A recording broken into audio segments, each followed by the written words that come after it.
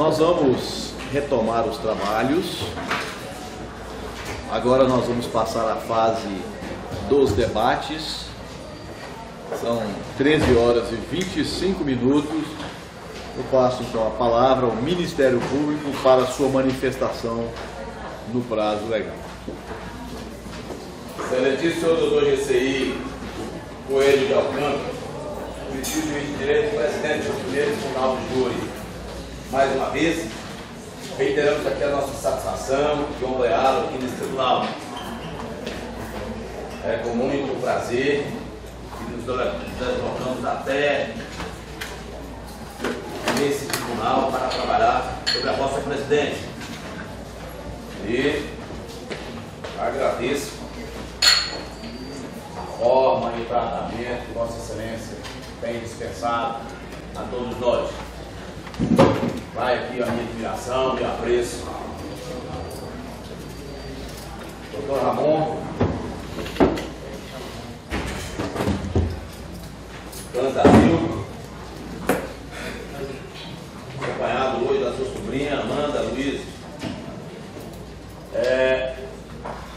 Mais uma vez,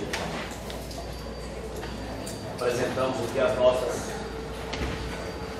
nossa satisfação de tê-lo aí do outro lado da tribuna e informado da sociedade que o doutor Ramon sempre tem colaborado com a justiça.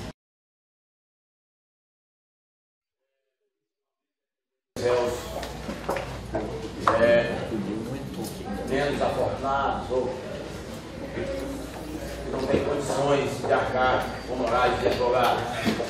Ele tem feito um trabalho aqui ao longo do tempo que eu conheço, profigo, digo, e que a gente até suspeita que de tanto a gente trabalhar juntos, e gladiamos apenas no campo das ideias, a gente é suspeito para falar, mas o doutor Ramon hoje é uma pessoa que a gente tem muita amizade e do dia a dia do fórum aqui a gente encontra quase que sempre, ou na instrução ou no júri, e sabendo do seu valor e da sua competência. E sei também que hoje é um caso muito difícil para a defesa, mas tenho certeza que ele lá deve defender o seu cliente com muita competência e zelo. A sua sobrinha, começando agora, Amanda, desejamos todo sucesso e um incentivo para os demais alunos. O Tribunal do Júri precisa renovar. Geralmente, quando se faz na faculdade, a gente ouvia isso. Você namora o direito penal, apaixona, mas casa com o direito civil, direito tributário, direito trabalhista, né? E é por aqui que se desfila, às vezes, a essência do direito, a paixão, a tristeza, a ira, o ódio, transforma tudo, deságua tudo aqui, nesse julgamento, tristeza, melancolia, mas, acima de tudo, aqui tem que prevalecer a ética e a justiça. Desejamos, então, todo o sucesso do mundo ao doutor Valdomiro, assistente de acusação. Então, temos trabalhado juntos, ainda mais, por informação, sabemos que está sendo um grande advogado e que hoje está meio adulterado, com problemas de coluna, e pedi para ele, então, não, o senhor fica sentadinho, quietinho, interfere nas intuições e deixa o resto comigo. Um prazer tê-lo aqui do outro lado, doutor. Aos eventuários da Justiça, saúde aqui na figura do decano, dos oficiais de Justiça, um dos decanos do Beto, e que Deus João sempre faz uma brincadeirinha, né, com ele, porque ele é torcedor do Goiás, mas dizendo que ele é meio, né, semi-militar, irresponsável, penalmente, né, básico. Mas é uma pessoa do nosso convívio, como todos os funcionários do Judiciário, e quando estamos aqui, apesar dos problemas, que a gente enfrenta, esse convívio carinhoso, respeitoso, amigo, minimiza o ambiente. E é uma satisfação tê-los como colegas de trabalho. Aos policiais militares, nossa admiração, gratidão pela instituição que sempre nos apoiou e respeito por essa instituição centenária que é a Polícia Militar. E sabemos que é o telefone mais discado do Brasil, é o 190. Daí mostra a credibilidade da instituição, que tem falha porque composto de seres humanos e a falabilidade humana, mas a grande maioria dos policiais militares, das policiais, são pessoas, pais de família, responsáveis e que lutam diuturnamente para manter a paz e a ordem. Vai aqui então nosso abraço, nosso apreço, transmita lá aos seus comandantes, seus comandados, seus pais. Aos estudantes de Direito, que hoje no plenário, um julgamento diferente, e que aprendam, tirem algum proveito, porque trata-se de uma aula teórica e prática. Aqui vai desfilar conceitos, prova, o direito vivo, nu, e, como disse, trata-se os julgamentos do Tribunal do Júri de crimes de sangue. Na orologia dos crimes são os mais graves, porque são os crimes dolosos contra a vida. Daí a competência dos 7 extraídos, cirurgicamente do seio da comunidade para julgar o semelhante. E que vocês possam extrair daqui conhecimentos, inclusive para a vida, porque vejo muitos jovens, para que sirvam-se desse exemplo negativo, de jovem voltado às drogas, sem compromisso consigo mesmo, com o país, com a sociedade, e que vocês são amanhã os formadores de opinião desse país. A universidade é um funil por onde passa poucos conseguem alcançar a universidade. Então, que sirvam também para fugir disso, de drogas, porque é um grande mal do século e não adianta nada adquirir conhecimento por esse caminho. Com certeza irá ser conhecimento jogado ao léu.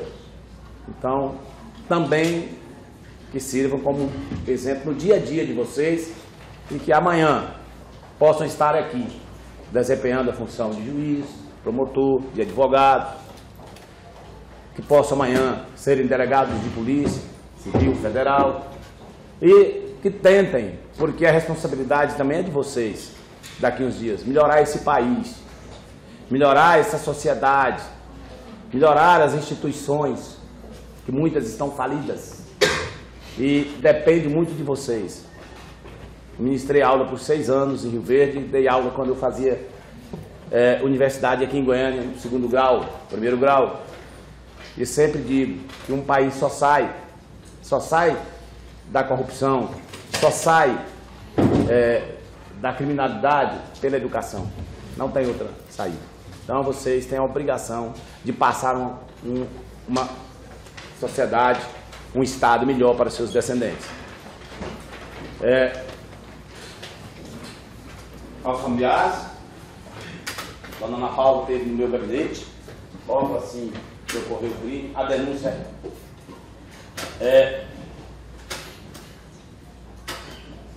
produto do nosso trabalho. A dona Ana Paula esteve lá e eu notei que naqueles dias ela estava até um pouco assim desconexa, porque foi muito chocante, muito brutal a forma como arrancaram a sua filha. E, dona Ana Paula, quando eu penso, eu já vi tudo, vem mais alguma coisa. E a gente sofre, porque eu sou pai de 2 meninas, que é filho pra gente não cresce. A minha filha mais velha é delegada de polícia, mas eu chamo ela de menina, minha menina. E a única coisa que eu digo para a senhora, que eu vou tentar fazer o melhor, como sempre tentei, assim que recebi esse inquérito. Sei que não vai trazer sua filha de volta. Mas sei também que a senhora poderá sair daqui hoje com uma sensação de que entre os homens foi feita justiça. O que nós vimos aqui hoje, durante o interrogatório do Luiz Guilherme, foi a consagração do escárnio. Foi a consagração do desrespeito à vida. Foi a consagração da prepotência. Matou-se 2 pessoas, inclusive o próprio pai. E permaneceu o tempo todinho nesse plenário. Tentou-se passar uma ideia, talvez, que seja um louco. Mas nós, pouco conhecimento que a gente tem nessa área, a gente sabe que há vários tipos de psicopatias. E o psicopata não é louco. Ele, aliás, ele planeja tudo que vai fazer.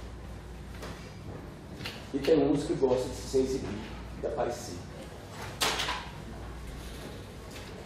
Esse aqui hoje para ele está sendo um ciclo.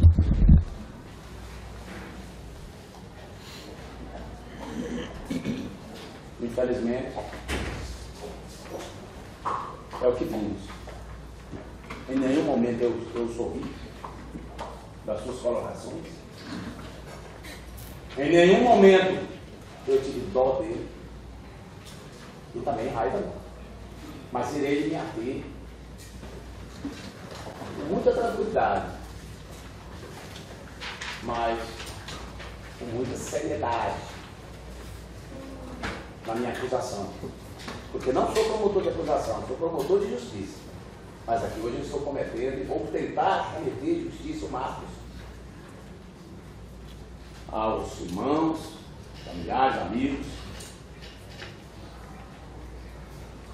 Vai aqui o nosso recado de que Deus é maior. Porque nesses momentos onde se revive isso, só Ele, para nos dar o conforto e a força para continuar vivendo. A mãe do Luiz Guilherme, eu li a sua entrevista. Eu li a entrevista da senhora e sei que a senhora foi uma grande mãe. A senhora disse que ia para a escola estudar comigo, que auxiliava nas tarefas do lar, quando se passava da escola para ele. E que só batia nele quando ele desacatava a senhora. A senhora falou que ele teve dificuldade para falar. Eu li tudo, eu sei tudo da sua entrevista. E sei que a senhora também sofre. Porque apesar de não estar vivendo com o seu Luiz Gonzaga, a senhora disse que ele era um excelente pai. E que, mesmo separados, vocês conversavam. Mas ele é seu filho. E mãe não joga filho fora. Mas, infelizmente, seu filho minha ótica. Vamos colocar.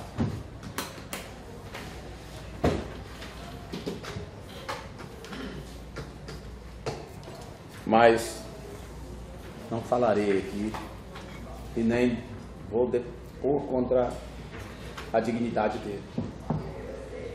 Vou falar quanto à conduta dele, o ato que ele praticou, ou melhor, os atos que ele praticou. E eu saio daqui com a consciência tranquila de que fiz o papel que tinha que fazer. E posso encontrar com a senhora onde for. Que há cumprimento, porque jamais eu faltarei com respeito, ou vou faltar com respeito com mãe, com réu, com quem quer que seja nesse plenário ou em qualquer audiência. Porque o berço que eu fui criado e a educação que eu tive não permite isso. Aos familiares, eu peço então que, se algum adjetivo sair da minha boca, não é por maldade, não é para humilhar, não é de forma alguma para esculachar, desculpa o termo, com quem ali está. Ao Luiz Guilherme,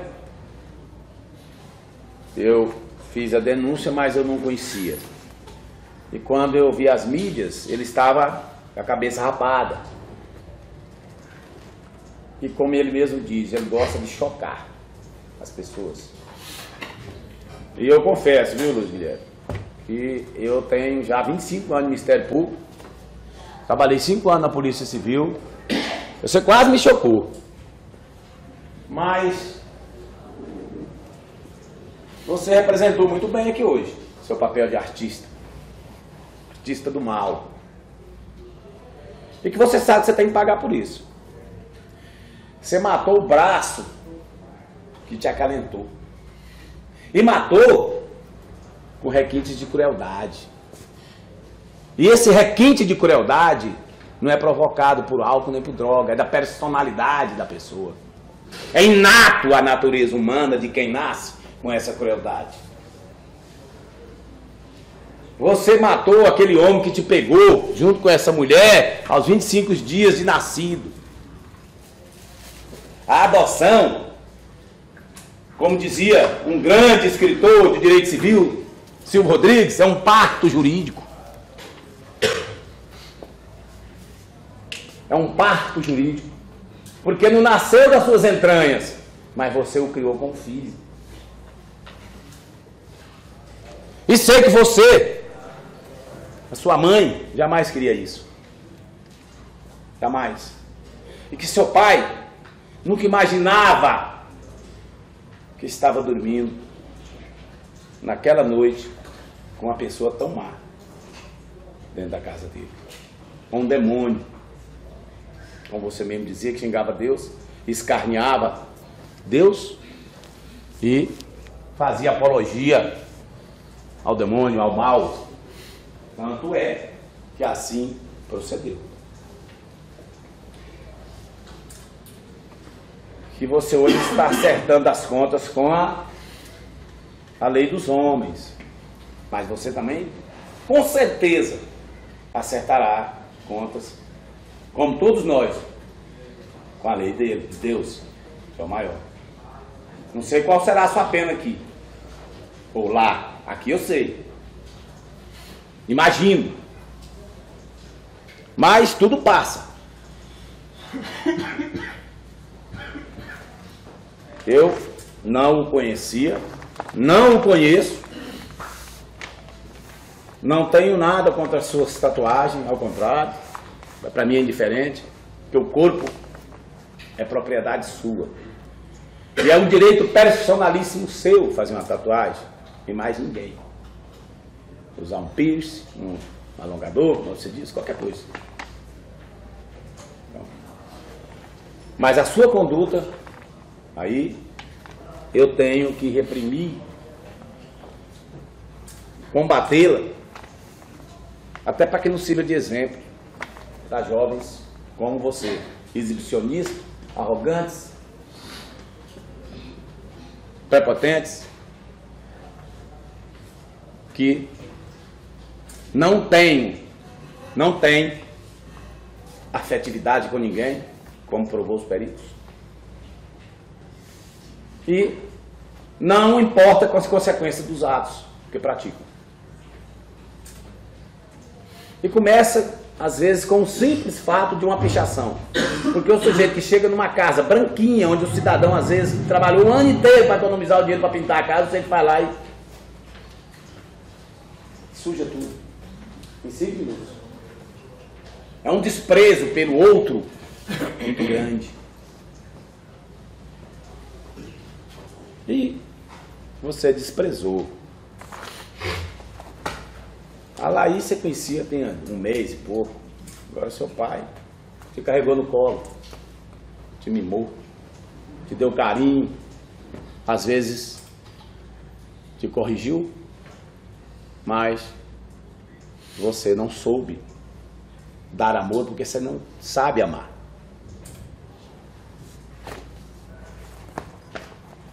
Senhor jurados, vossas excelências hoje foram escolhidos a dedo para dar esse julgamento. A Constituição da República, lá no artigo 5º, inciso 38, ela diz que reconhece a instituição do júri com a organização que lidera a lei. O que é isso? Porque a lei diz, nos incisos, que o Tribunal do Júri ele tem uns princípios sagrados, que é a soberania dos veredeiros. Nossos veredeiros são soberanos, sigilosos, e não precisam fundamentar a decisão de vossas excelências. E que esses julgamentos são públicos.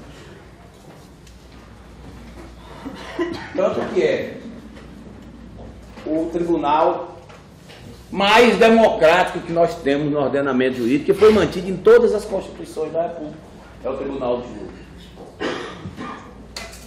E vossas excelências hoje têm essa missão de dizer ao final desse julgamento, após a fala do Dr. Ramon, o que merece o Luiz Guilherme. A prova testemunhal eu não preciso esmiuçá-la, porque vossas excelências ouviram as pessoas que sentaram aqui e falaram o que sabiam e o que sabem desse duplo homicídio. Pelas testemunhas, vossas excelências notaram que houve por parte do réu uma dissimulação o tempo todo. Por quê? Ele matou as vítimas sábado para domingo, dormiu junto com elas, saiu para balada, foi atender tudo, tem imagens aí, depois vou pedir para mostrar, comprou, foi no comércio, comprou roupa, voltou, falou para a mãe, estou indo, não, meu pai saiu no carro, não, meu pai só para beber, não, eu deixei lá no ponto de ônibus. Porque quem não se lembra, não se lembra. Quem não se lembra de nada, não ia ter essa conduta depois para enganá-lo, de criar, dissimulando a ação. Tanto que os peritos médicos, ao periciarem-no, atestaram lá que ele tinha plena capacidade de entender o caráter ilícito do fato. E que ele só não tinha diminuída a determinação. Mas essa diminuição foi provocada por coisas que ele proporcionou. Que droga. Foram situações pré-ordenadas por ele. Como ele mesmo disse, eu já tinha dado problema quando bebia bebida, inclusive com os próprios amigos. E quando eu bebia, eu fazia. Passou por avaliação psicológica também. E por exame de sanidade mental, que inclusive esse promotor concordou de pronto em conceder a autorização para que ele fosse periciado pela Junta Médica Oficial do Tribunal de Justiça. Por quê? Porque nosso compromisso aqui é com a verdade. Fosse ele louco, senhores, eu estaria aqui sem nenhum remorso, sem nenhum peso na consciência, pedindo que fosse aplicada a medida de segurança. Porque depois da reforma de 1984, a legislação brasileira penal aboliu o duplo binário, adotou o sistema vicariante, que é ou pena ou medida de segurança. Antes eram os dois.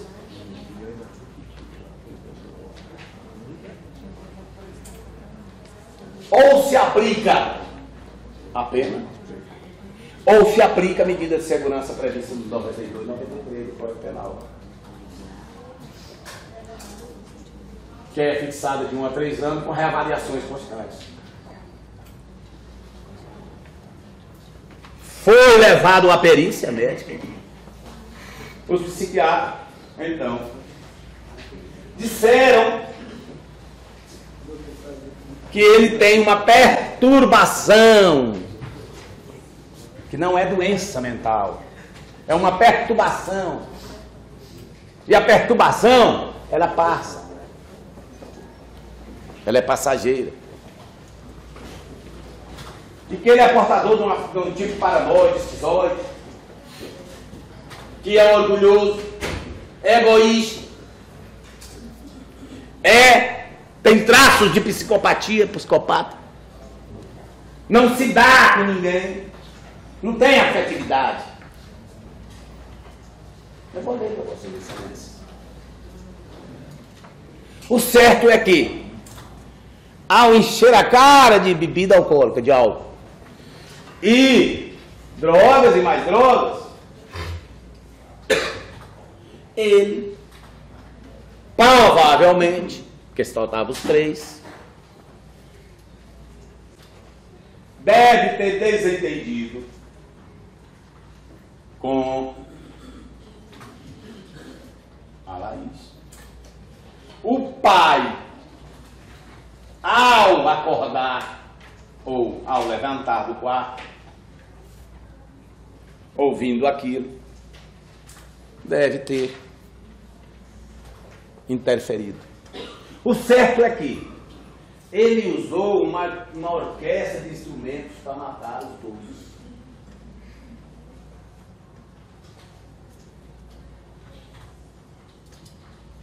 Ele usou faca, uma marreta, martelo,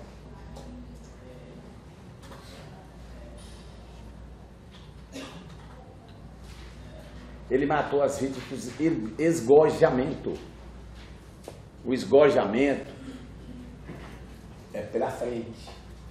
Ele rompeu a traqueia aqui junto do osso ióide aqui, ó. Do pai ele rompeu a traqueia por inteiro. Laringe. Que o degolamento por trás, o esgojamento é aqui.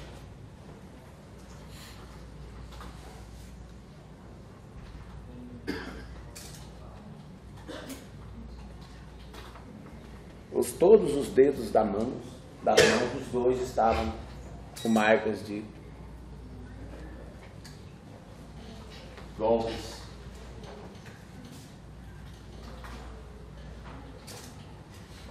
Em todos eles.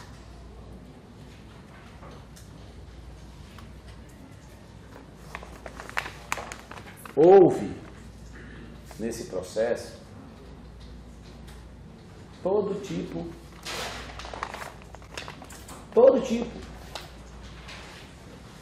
de impiedade que Vossa Excelência se possa acreditar.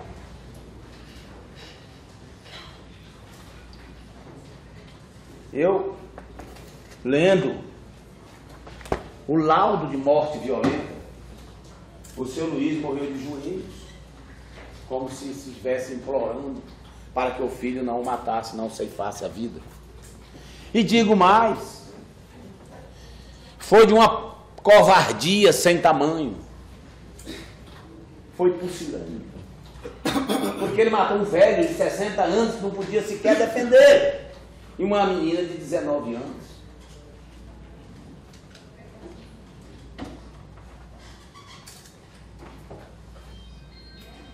E vem aqui, chegou rindo, passou o tempo rindo, querendo se mostrar doido. Mas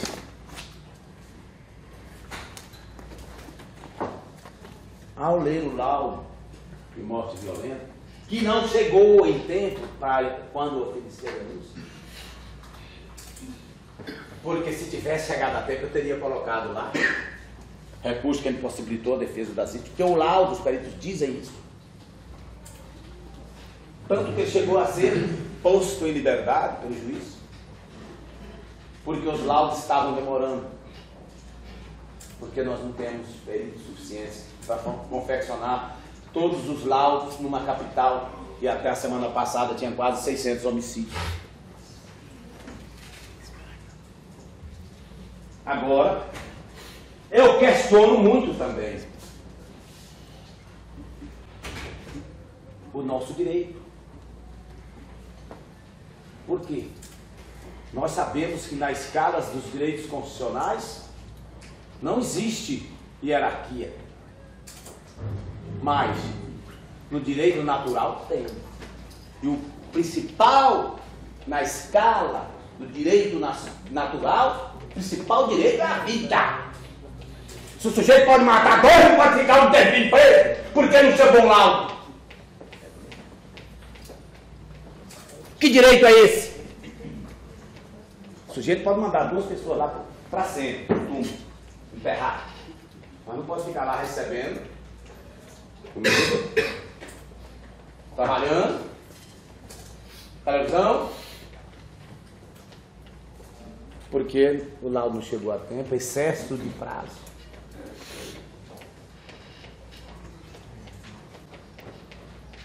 Aí o assistente de acusação entrou com recurso de distrito e eu manifestei para que o juiz retratasse. Porque o recurso do sentido distrito tem aquele juízo de retratação onde o juiz pode voltar ao status quo.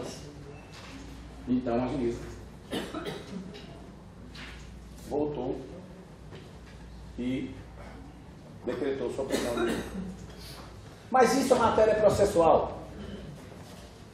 O fato, senhores, é que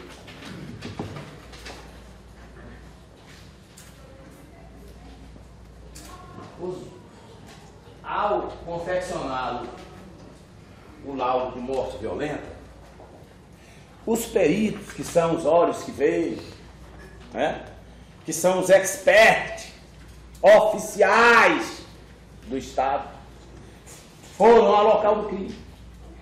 Quando ocorre um crime, o artigo 6º do Código de Processo Penal manda o quê? Manda que se isole o sítio do crime até que a perícia técnica chegue para levantar todos os dados e coligi-los e levá-los para o inquérito, que vai se servir de subsídio para a ação penal e que vai servir de subsídio para a apreciação de quem? Dos juízes do fato que são vossas excelências aqui hoje. E o que eles dizem? Eles tiraram, me parece, 27 fotografias e enumeraram todas as circunstâncias que viram.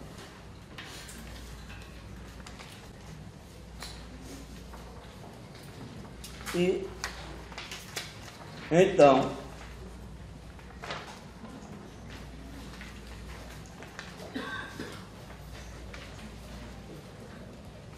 indicaram até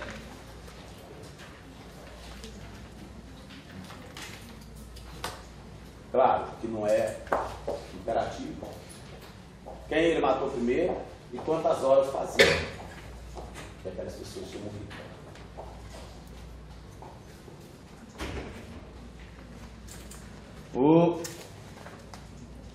O laudo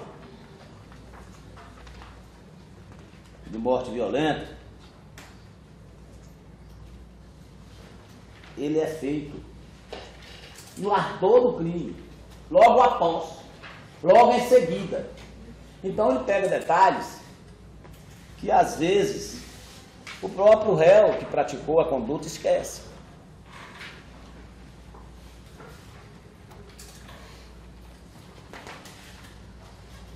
E eles então me informaram que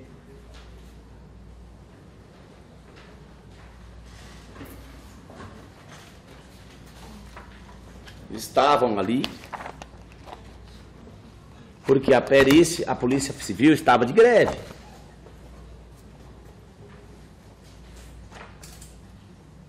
Foi só o delegado, o doutor Hélito, primeiro.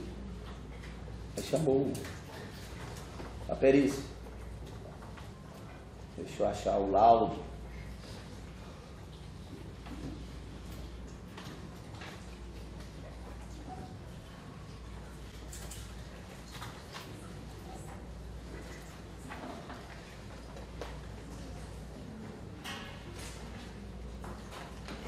Onde os peritos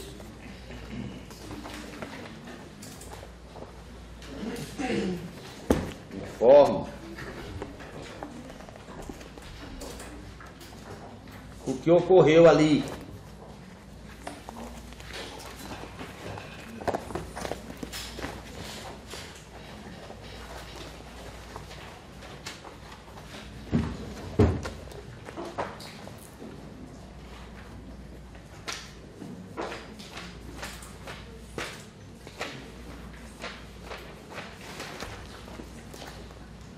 Foi, senhores, 256. um crime. Obrigado, doutor.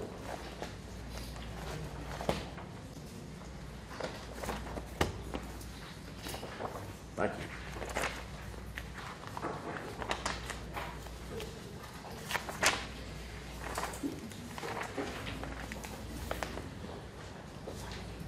Aos 27 dias do mês de agosto de 2012, eles fotografaram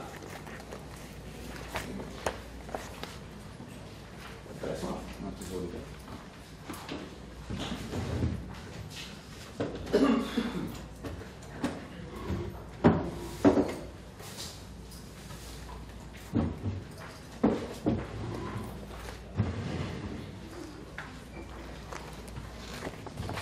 Eles fotografaram tudo. Tudo.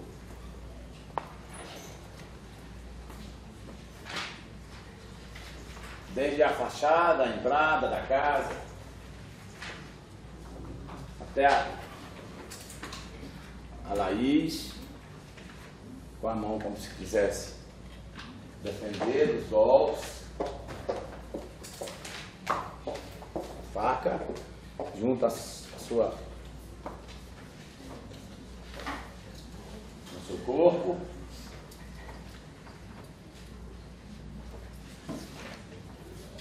É realmente chocante. As pichações, foda-se.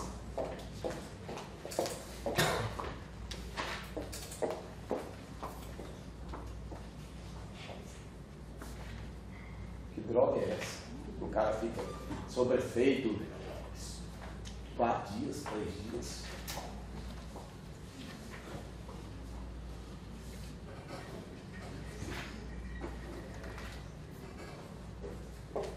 Facas por todo lado. seu Luiz, onde está? Morreu em posição genuflexória, né, de joelhos, pedindo piedade.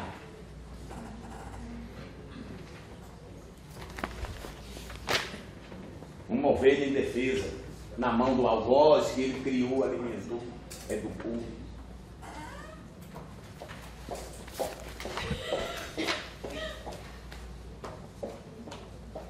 E essa casa aqui ele tinha passado para ele.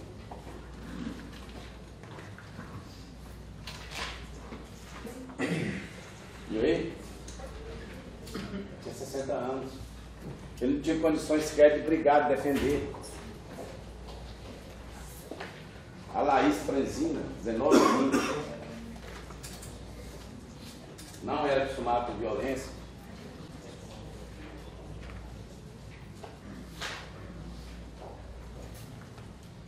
São 27. Aqui é o retrato da realidade nua e crua do que ocorreu ali.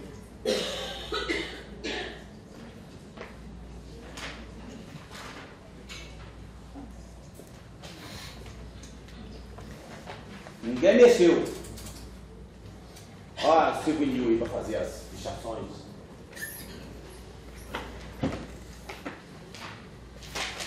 O psicopata americano, olha o livro que ele lia.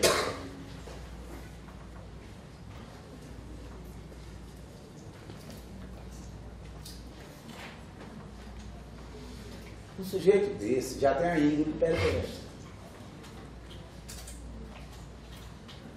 Já tem um comportamento que ele exteriorizou com uma tatuagem embaixo das pálpebras, antissocial. E os peritos, os psiquiatras disseram que ele é antissocial. Olha o seu Luiz aí. Marcas de golpes de faca no rosto.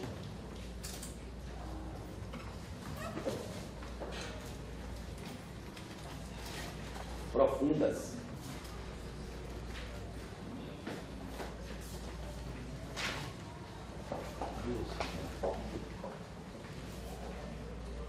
Esses gorjamentos são lesões típicas de quê? Estupros, tentados violentos ao futuro, latrocínios. E geralmente são cometidos por psicopatas que não têm sentimento. Porque o homem de bem, o homem bom, mata também. Mas ele mata com um golpe só, num reflexo, num momento de ira ali. E depois arrepende amargamente. Chega aqui no plenário, entra ali, um traco olhando para baixo, não tem coragem de olhar nem para vossas excelências porque tem vergonha do ato que cometeu.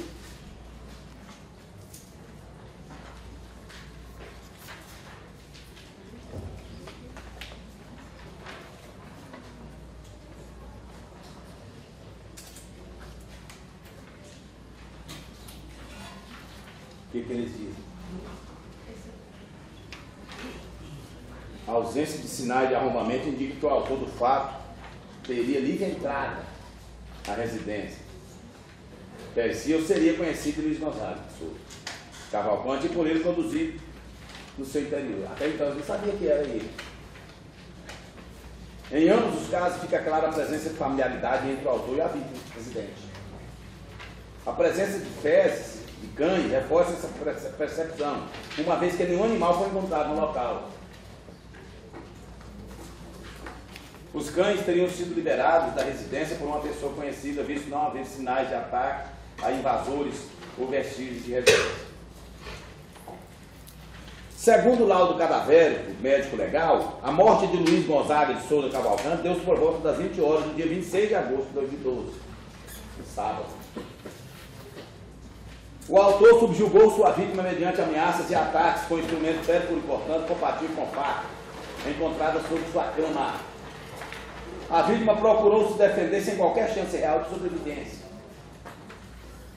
Visto a potencialidade lesiva do instrumento percurimportante, sua idade reflete. como ele ia lutar, um cidadão de 20 e poucos anos, forte, recebeu diversos golpes que o atingiram na face, nariz, região frontal direita e maxilar direita. Além de lesão de defesa, características no polegar direito. Após ser subjugado e ainda vivo, teve a ponta dos seus dedos atingida por instrumento contundente. É um martelo lá e uma levanta, uma marreta. Por isso que eu digo que foram torturados. Fato comprovado pelos hematomas de todos os leitos ungueais das mãos, dos 10 dedos. Pegou um lá e pegou outro, pegou outro. E não lembra? Que isso aqui durou. Isso aqui não foi sendo estalar de dedos, não. Porque ele usou tudo que ele tinha à disposição e que ele podia usar.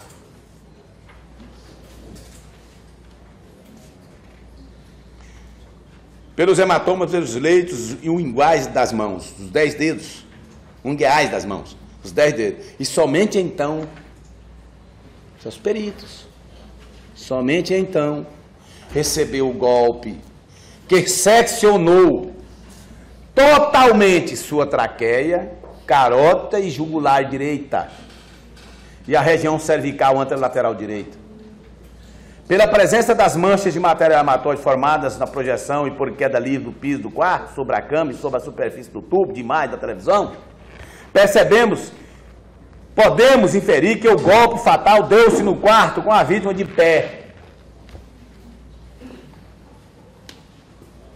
Essa, após queda, foi arrastada e colocada em posição que a encontramos em decúbito ventral, parcialmente sobre a cama, à semelhança de posição de oração. O celular teve sua tampa posterior e bateria retirados, colocados paralelamente ao lado da faca, para ninguém ligar, para ele não atender. O óbito da vítima Laís deu-se, segundo o laudo cadavérico, por volta das 13 horas do dia 27 de agosto de 2012.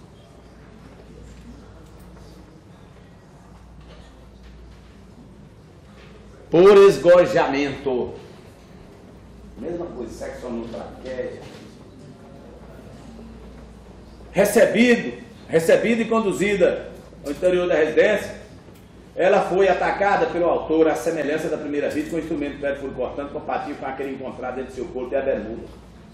Assim como a primeira vítima, procurou defender-se também sem chances reais de sobrevivência, visto a letalidade do instrumento de combate corpo a corpo.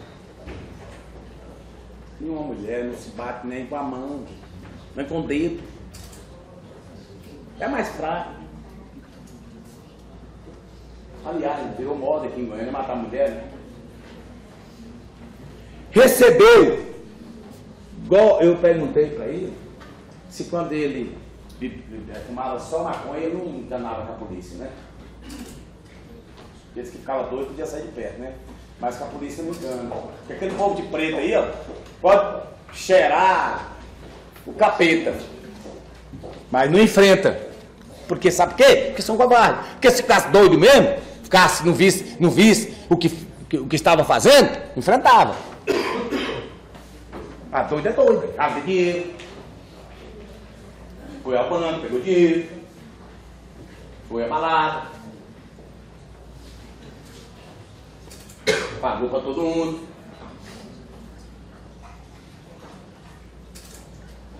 Recebeu golpes em sua face na região occipital direita e apresentava lesão de defesa.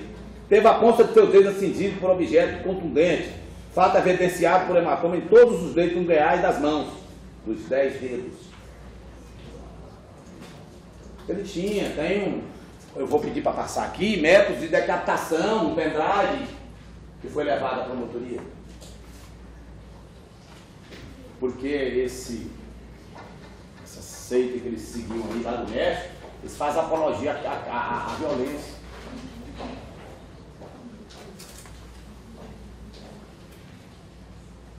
Logo após receber os golpes na região cervical anterolateral esquerda e posterior. Logo após recebeu os golpes na região cervical, lateral esquerda e posterior.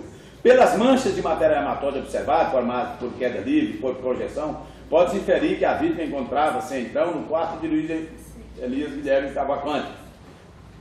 O martelo, impregnado de matéria hematóide, encontrado no interior da cesta de roupas sujas, é instrumento compatível para realizar os hematomas nos leitos ungueais das mãos.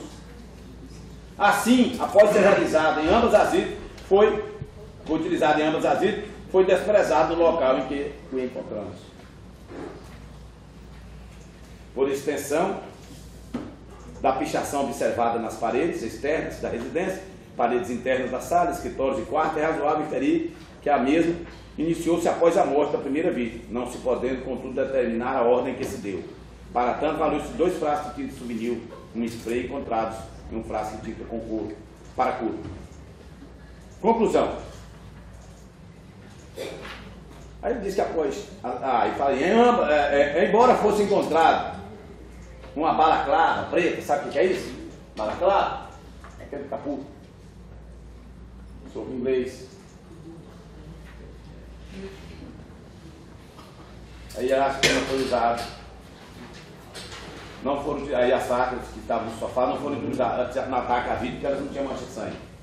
Após concretizar o duplo homicídio, a vítima evadiu do local, abandonando os instrumentos utilizados, as facas próximas aos corpos e o martelo de cesta roupa suja, no quarto de Luiz Elias Guilherme. Não podemos, contudo, determinar se os mesmos se deu pelo portão principal, sabe, por onde ele saiu. Sim.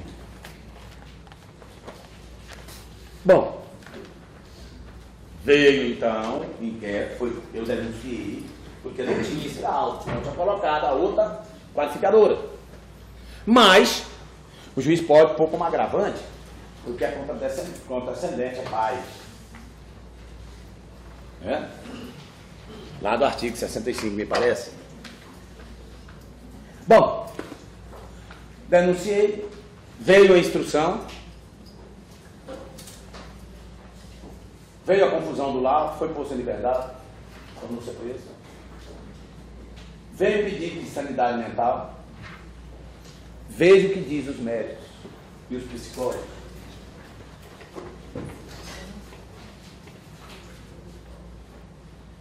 Eu vou ler só o que interessa. Fez entrevista com a mãe, com ele. É um trabalho de fôlego. É um trabalho onde os peritos realmente procuraram a verdade.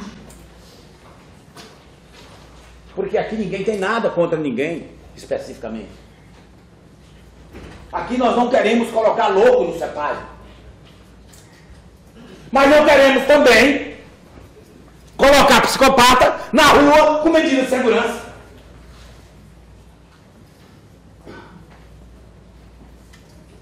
Eu formulei quesitos.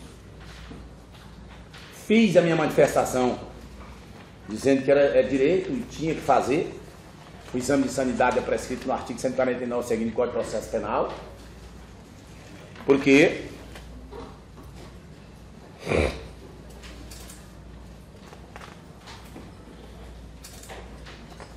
o que ocorreu?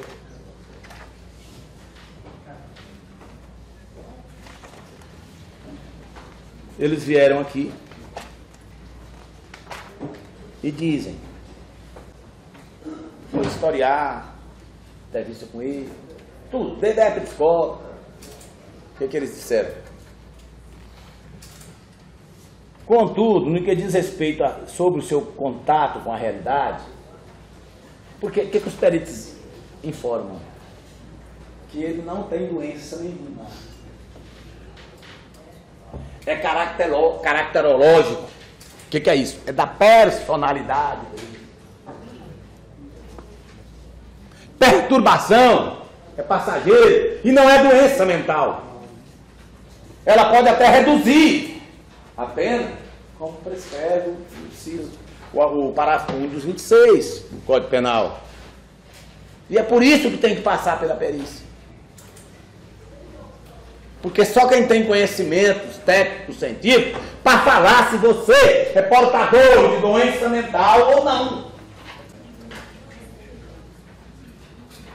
E vossas excelências podem até não aceitar, porque essa mesma lei que manda fazer o exame diz que o juiz não está adstrito ao laudo. Artigo 152, parece, do CPP. Porque o legislador entende que o juiz é o perito peritório, perito dos peritos.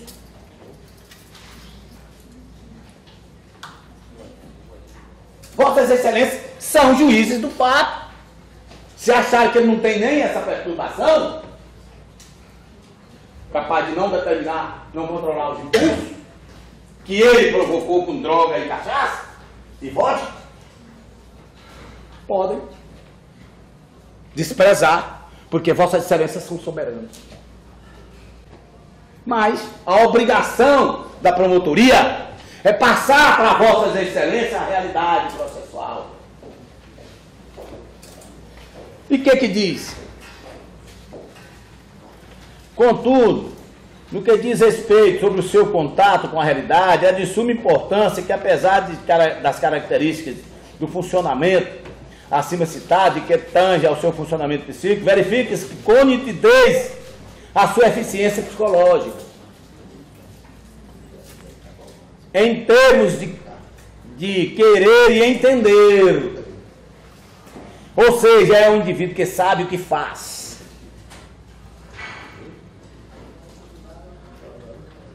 Com capacidade de entender o que é certo e o que é errado. Frente a tal funcionamento, descarta-se qualquer indicativo de doença mental do tipo esquizofrenia ou psicose, caracterizadas pela dissociação do mundo psíquico e, por conseguinte, a perda de consciência e o contato com a realidade. Descarta-se qualquer indicativo de doença mental do tipo esquizofrenia.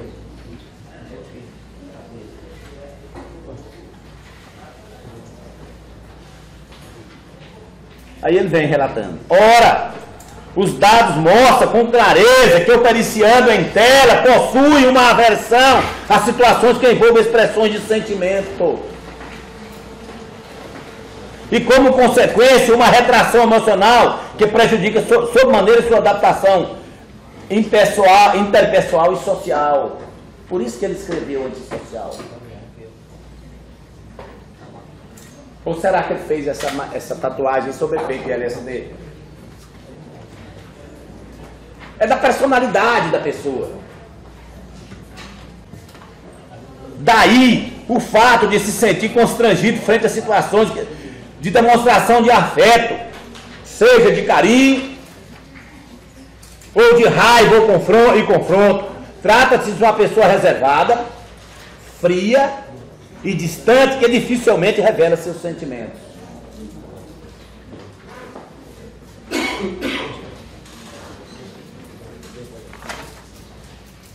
Conclusão.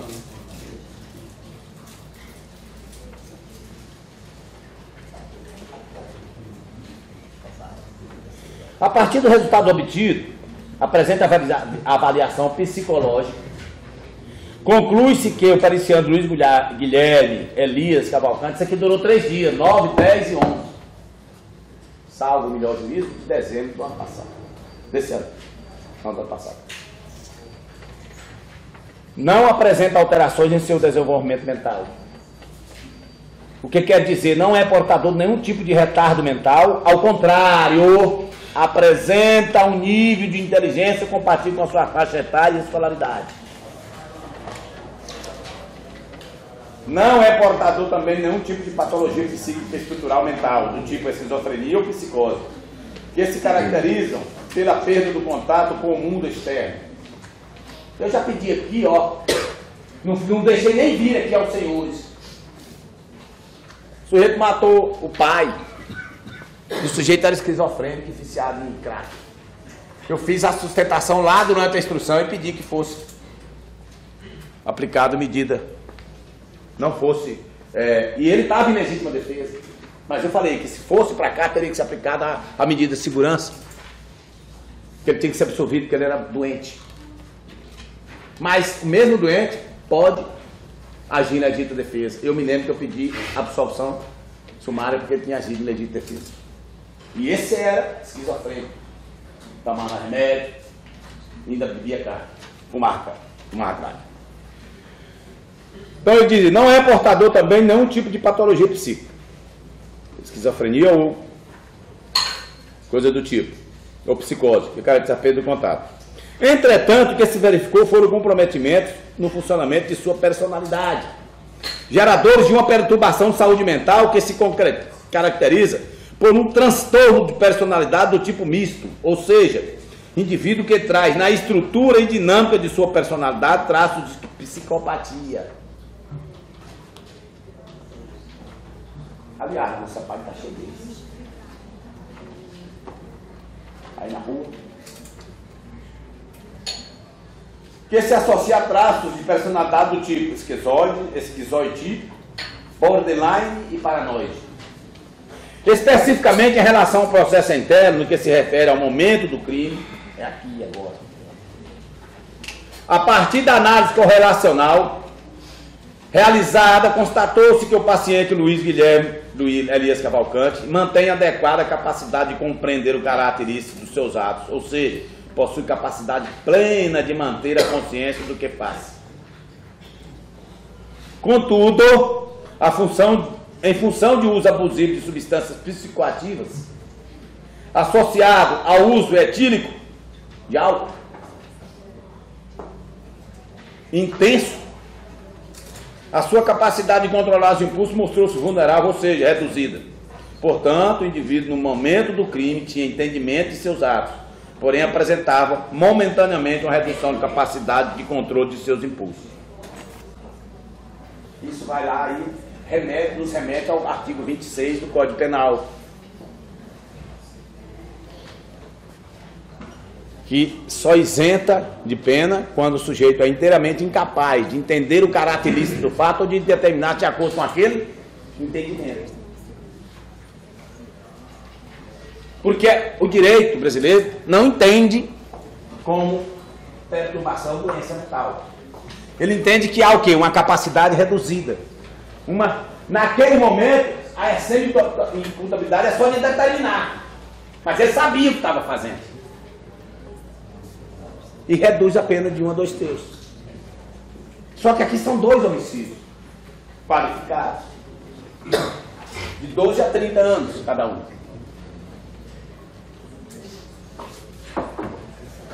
Reserva-se ao colegas médicos e psiquiatras a melhor compreensão da classificação do tratamento prognóstico referente às alterações psíquicas constatadas a partir da relação estabelecida no exame clínico psiquiátrico com os resultados expostos no corpo do presente laudo.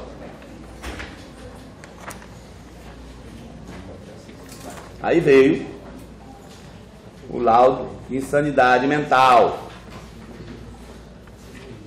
Esse é do tribunal também, diz aqui. No plano afetivo, apresenta uma instabilidade e imprevisibilidade de humor, com tendência à agressividade, sem muito considerar as consequências de seus atos. O afeto está resfriado, ou seja, não consegue se doar ou receber afetivamente. São traços de psicopatia. Quando ele disse lá, que quando era menino bateu uma martelo na cabeça do cachorro, ele falou coisa de menino psicopata. Porque criança não atinge o animalzinho de estimação, não. Não põe dentro da geladeira, do freezer. Não assa no fogo. Só que isso não é doença mental. A psicopatia, eles sabem o que fazem. Eles não são inteiramente irresponsáveis, finalmente. É porque eles não têm sentimento. E eles matam dessa forma. Corta um pedacinho, põe no saco. Que matou em inglês aí, o Rambo. Põe no saco, jogou dentro d'água. O plano volitivo caracteriza essencialmente por sua impulsividade. Apresenta acesso de cola e é incapaz de controlar o comportamento impulsivo. Apresenta uma baixa tolerância à frustração. Não pode contrariar eles. necessita ser satisfeito plenamente em suas vontades. E se não for, reage, ora agressivamente, ora se isolando. A mãe dele falou aqui, quando era pequeno, dava birra, batia a cabeça no chão que sangrava. Mas, diz que essa doença manifesta mais na final da adolescência, final da infância e início da adolescência. Assim, pelo que foi exposto, em sua curva vital, faz-se mistério concluir que, examinado, apresenta uma perturbação da saúde mental, a saber, transtorno de personalidade F60 da CID-10. Trata-se de uma perturbação grave de constituição caracterológica e da personalidade dele, do caractere dele, e das tendências comportamentais do indivíduo, não diretamente imputável a uma doença, lesão ou outra afecção cerebral. Segundo os critérios de classificação de transtornos mentais e comportamentais, são traços de personalidade do indivíduo. Está aqui, ó.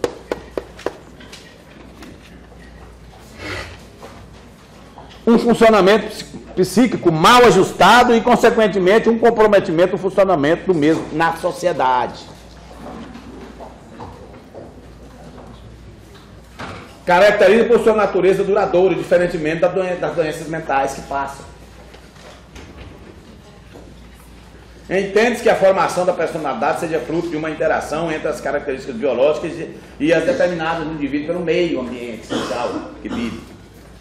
Assim, a etiologia e origem dos transtornos de personalidade deve ser pesquisada tanto nos aspectos internos do seu portador quanto nos externos do ambiente. Esses aspectos etiológicos exercem influência sobre a personalidade de uma forma combinada e complexa. As características individuais que configuram o transtorno de personalidade surgem no final da infância e no início da adolescência e persistem durante toda a vida adulta.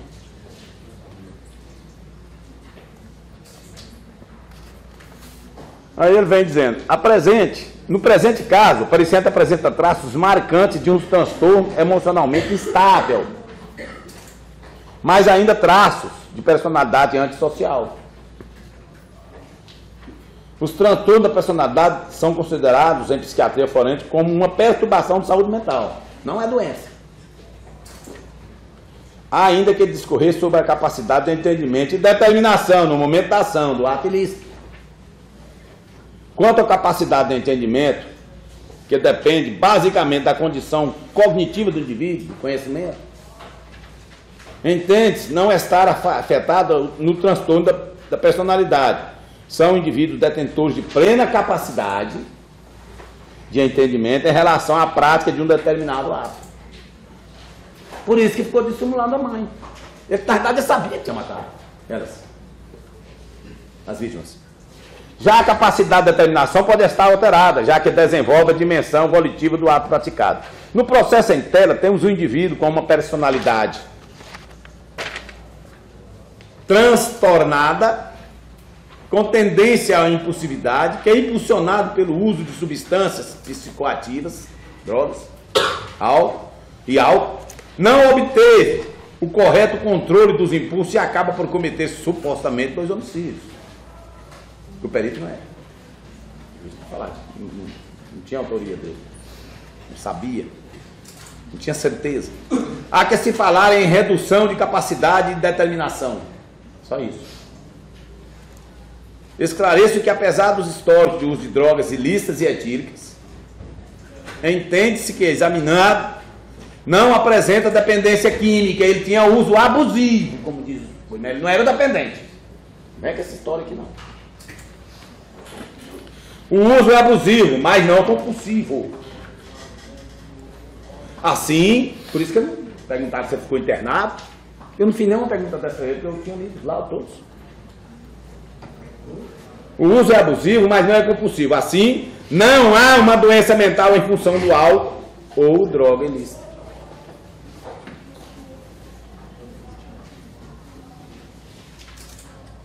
Quanto ao prognóstico, entende-se que tal transtorno, por ser caracterológico, não é passível de tratamento, não é. Doença mental é. Isso aqui o sujeito nasce. Ele diz na entrevista que ele tinha tendências à automutilação, que não sentia dor.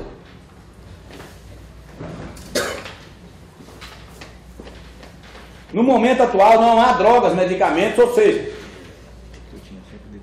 capazes de alterar a personalidade do indivíduo.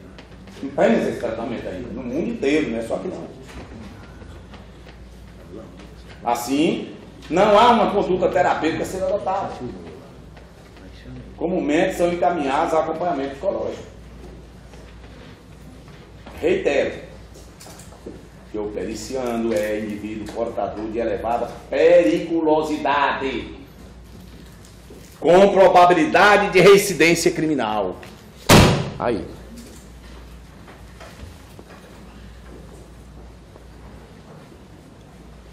Periculosidade e probabilidade de reincidência criminal.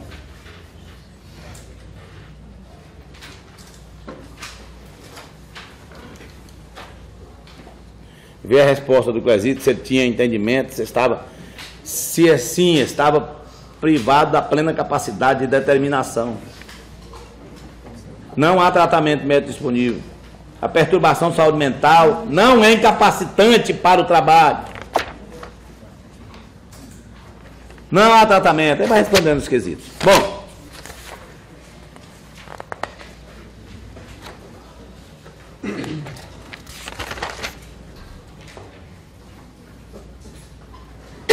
Resumo da súmula. O que eles dizem lá durante a perícia? Reitero que o examinado apresentou em seu exame mental os seguintes achados: afeto superficial, ri em diversos momentos ao narrar a trajetória de vida, não demonstra arrependimento pelo fato,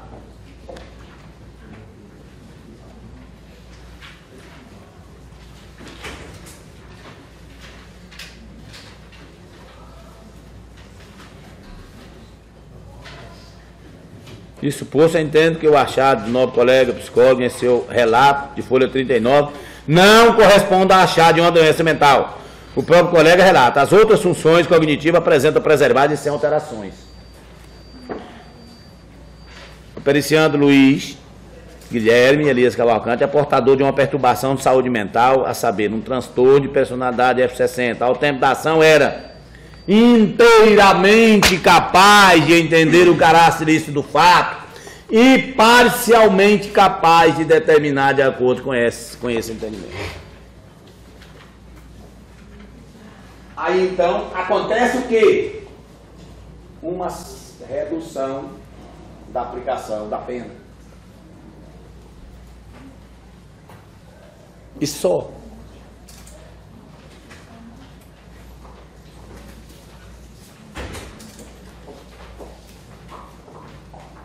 A lei diz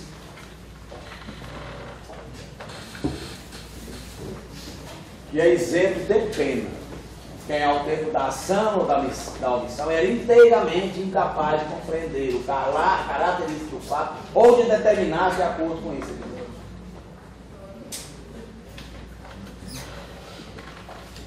E o parágrafo, os alunos aí sabem, quando o parágrafo é para explicar a cabeça do artigo.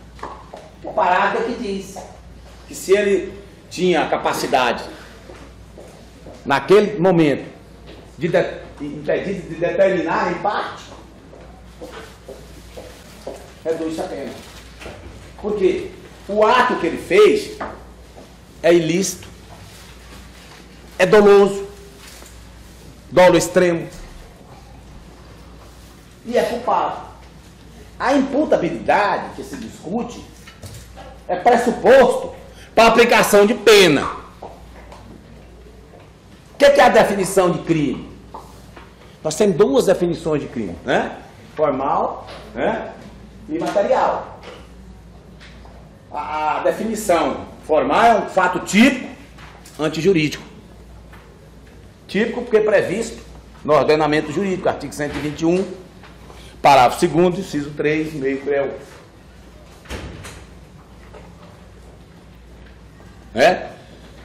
Antijurídico por quê? Porque é contrário ao ordenamento jurídico como um todo. E é previsto no ordenamento jurídico. Lá na Constituição tem. No crime não há pena sine lege, não é isso? Não há crime, não há pena, né? Senão há lei. Por isso que a lei prevê. E a culpabilidade, que é o juízo de censurabilidade da conduta,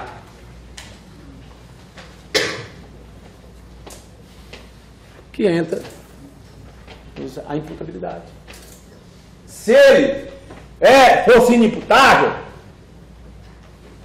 ele não ia receber pena, ele ia receber o quê? Medida de segurança, como eu falei no começo da fala.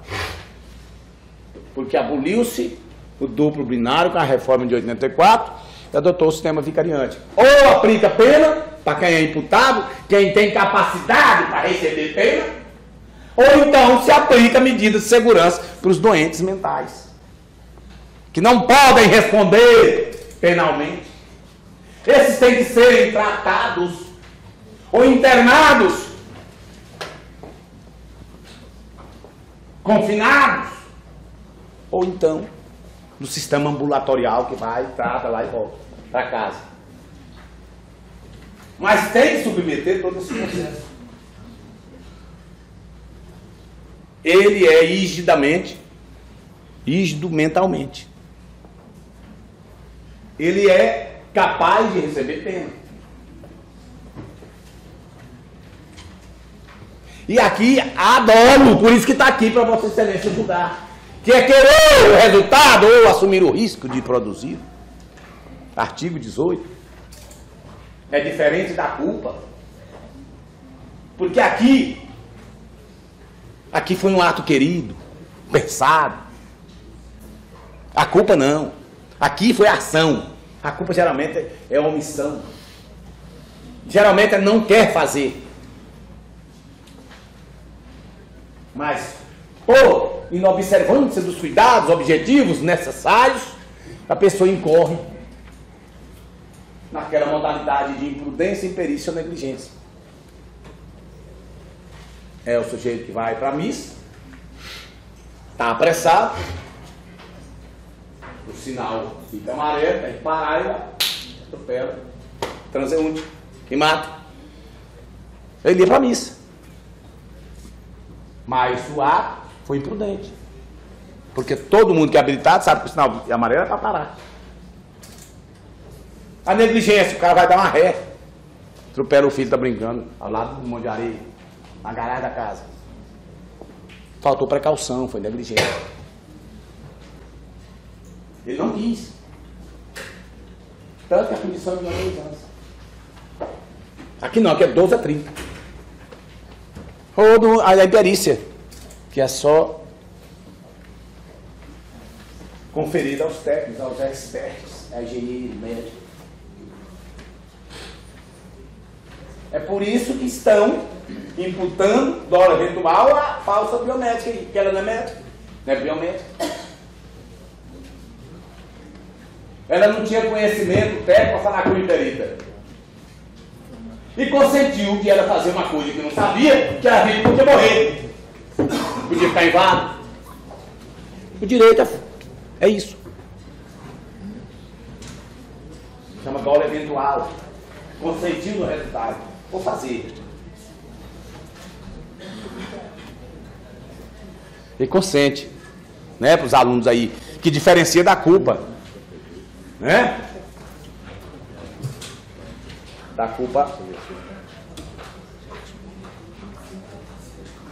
própria, que é aquela que onde ele acredita que o resultado não vai ocorrer. A culpa própria, onde ele vai dar um fio no motocicleta, na motocicleta, no ciclista e atropela. O jogador de flecha, no circo, que ele confia tanto na habilidade que ele acha que aquele resultado não ocorre. Não entra na cabeça dele que ele não ocorre. É semelhante a dolo eventual. Aqui não, aqui é dolo direto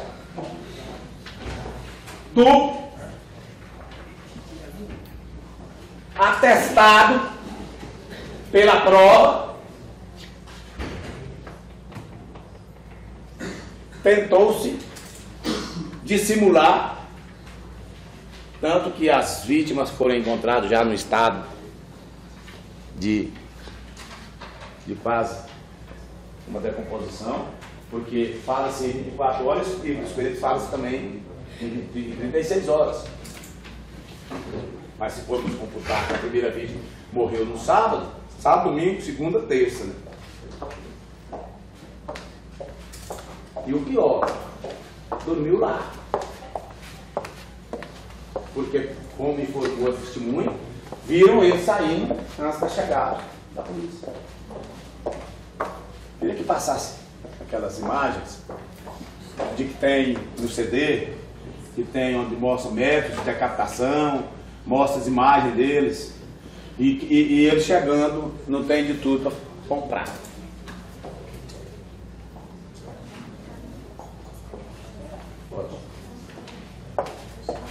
Você vê aí? Tem um CD aqui.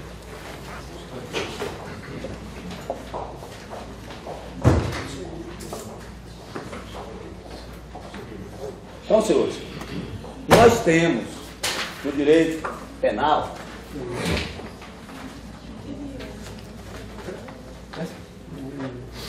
no nosso direito penal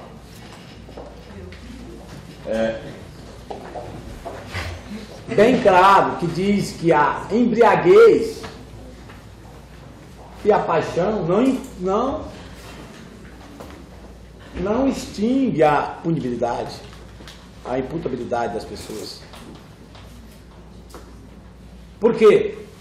Porque às vezes a pessoa se coloca naquele estado para cometer o crime. Vou te dar um exemplo, senhores. Tem um desafeto, quer dar uns tirinhos nele, né? Mas tem que tirar uma coragem, né? Aí enche a cara de cocaína, de álcool, vai lá e mata. Amanhã eu não vi o que eu fiz. Olha. E há relatos, inclusive um colega dele, dizendo que ele tinha um ressentimento do pai quando brigava com a mãe. Que ele chegou a ventilar isso para ele. E esse colega não veio aqui, mas foi durante o sumário de culpa na instrução. Agora, a Laís, era um namoro recente. O que motivou?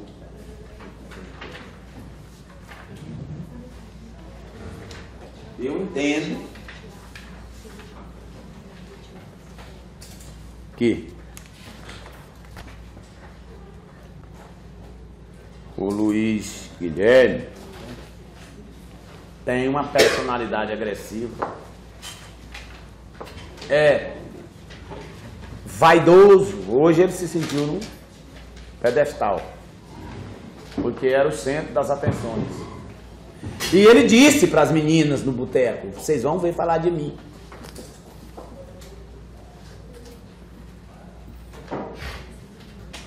Hoje é o último dia que vocês vão me ver, mas vocês vão ouvir falar de mim, vão ver falar de mim. E como se vê, né?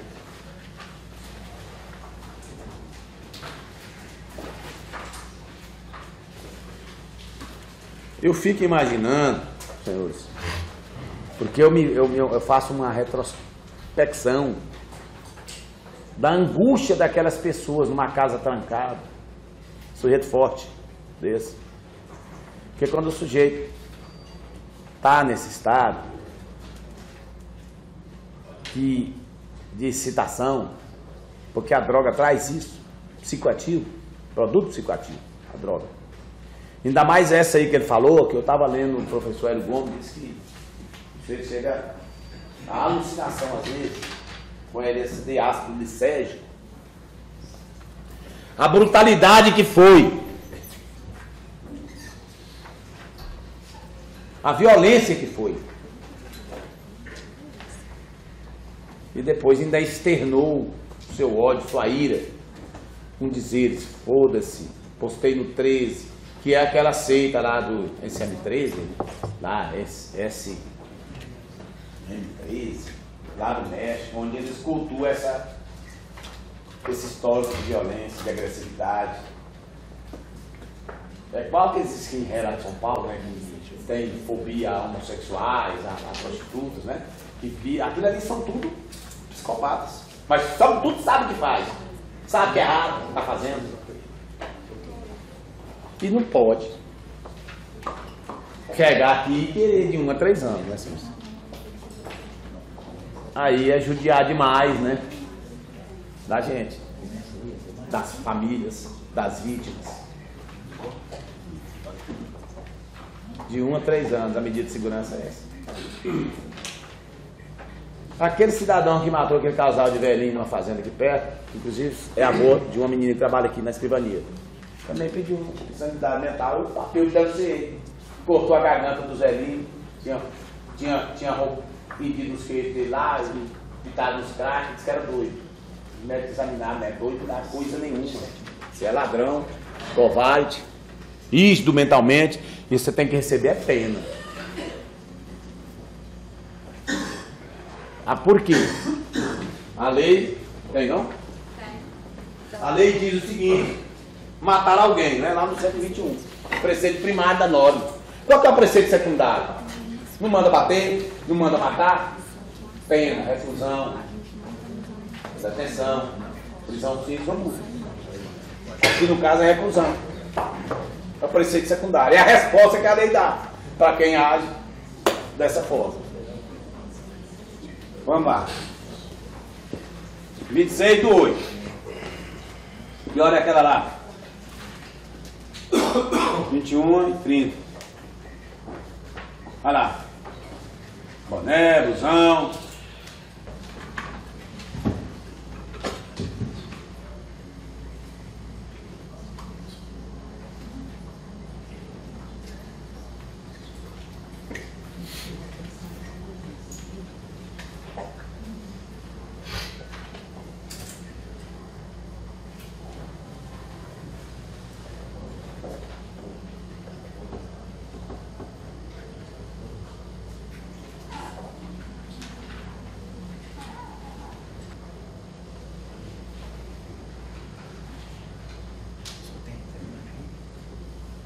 Acho que é.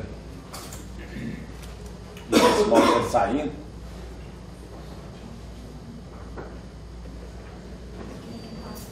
Passa um pouquinho para ver se mostra saindo.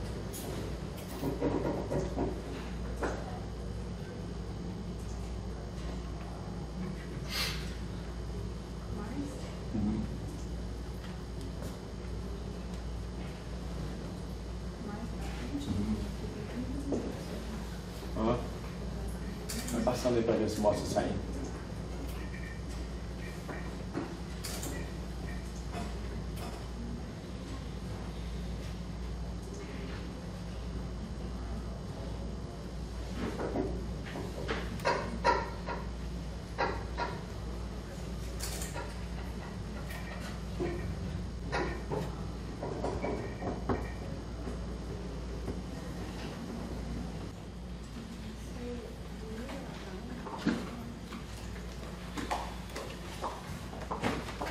Tem outras imagens.